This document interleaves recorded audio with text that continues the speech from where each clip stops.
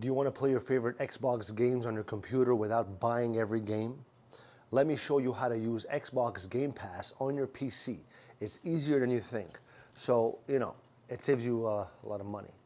So sometimes it's hard to find games that you like. It's hard to find games to buy them, one by one. It costs a lot of money. But with Xbox Game Pass, you could play many fun games anytime on your computer. So you don't need an Xbox, just your PC, all right? So first you're gonna go to the Microsoft Store and download the Xbox app. It's free, it's easy to find.